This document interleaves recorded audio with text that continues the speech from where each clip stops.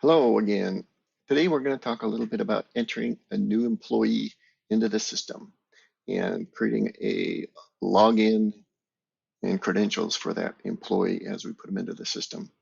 First thing we want to talk a little bit about though is how important it is to get this person linked into the different um, organizations and departments or regions within the organization. And so the first thing I want to look at is in our companies. We've got this company uh, classification, and then we have all of the offices and facilities that we've set up for your organization.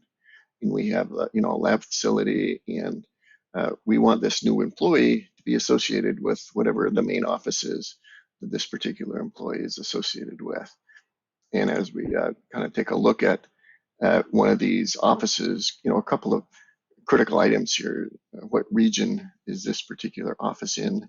Um, these little nuances help us to handle multiple offices in a variety of different regions, and more importantly, there might be different time zones that these offices work within, and all of the reporting and things kind of come back to making sure that we have the correct region and the correct time zones and so on and so forth for the people that are working for the different departments or offices within your organization. So we're going to link back to these later in our little video. So I want to just make sure that we're aware of how important these departments that we've set up within your organization are that are all set up right here. But anyway, now we're going to go down into the people, and we're going to look at the process that we go through to add a new employee that's come into our organization. So we're going to kind of look at our technicians here. And let's just say we're going to add a tech 5 in here.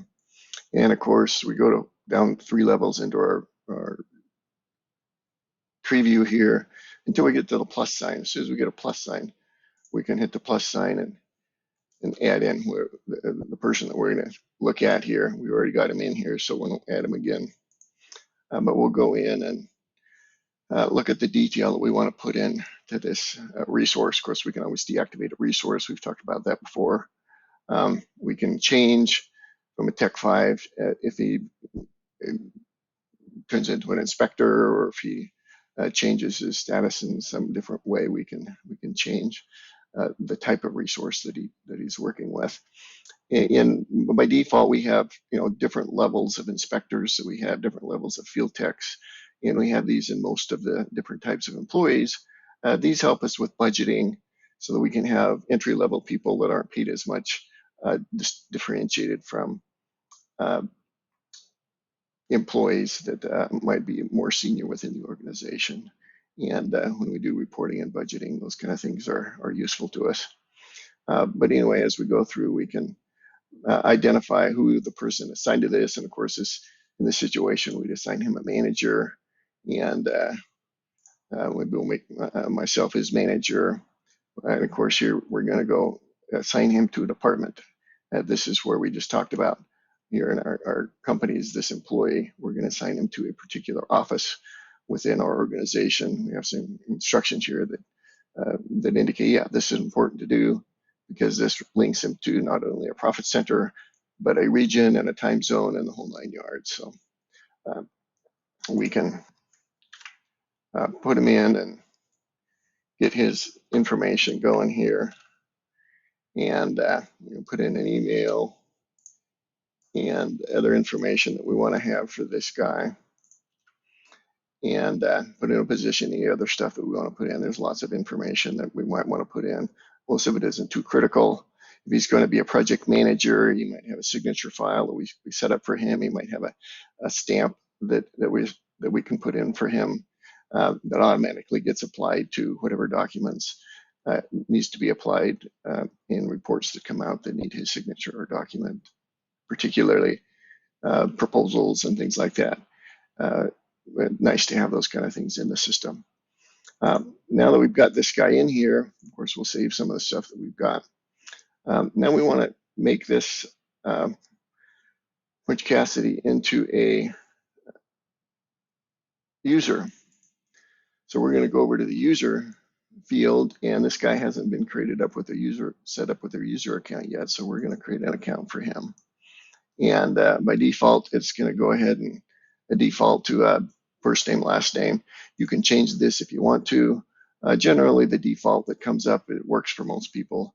If you got 2B Cassidy's in your organization, obviously you might want to put a middle name in here or a middle initial, and work that way. But kind of works through a, here we've got an email address we want to put in for him. And that is the email address that's going to get used for resetting a password if he forgets his password or something like that. So make sure you have a password, an email that works for him.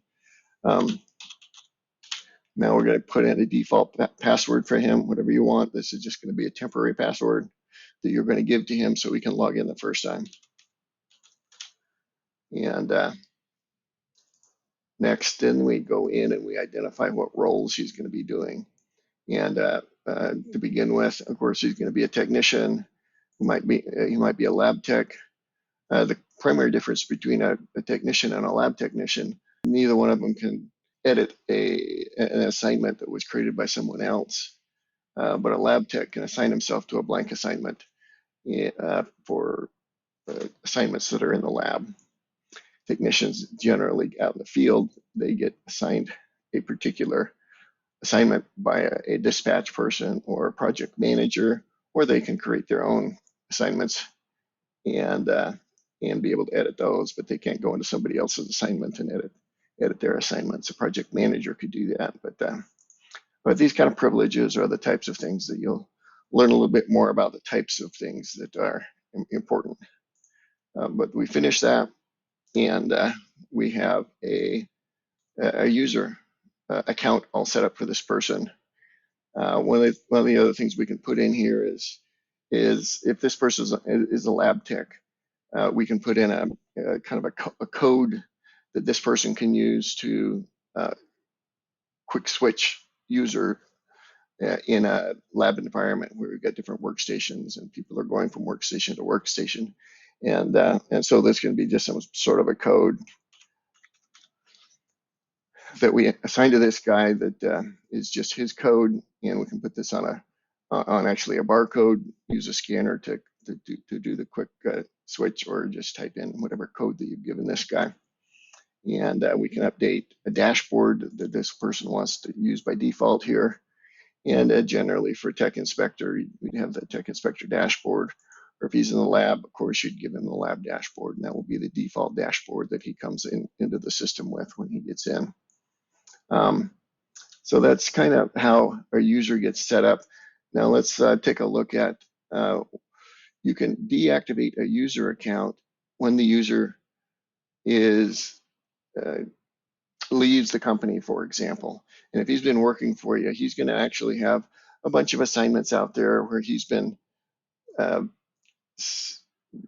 performing work and signing off on the progress of different assignments and things that he needs to be working on. So we might not want to deactivate him as a resource immediately, but we can deactivate his user account and leave the resource active so that he shows up on the assignments that he needs to show up on and some of those kind of things, and maintains some activity within the system for a period of time.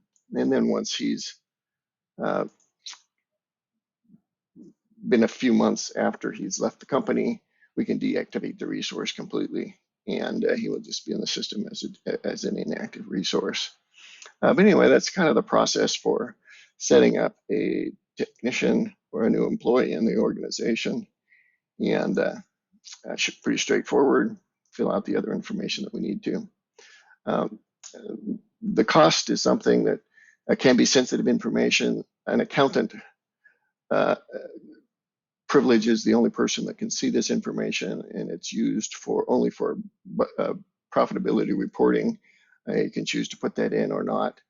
And it obviously is highly sensitive, and only accounting privileges can see that type of information. Nobody else can.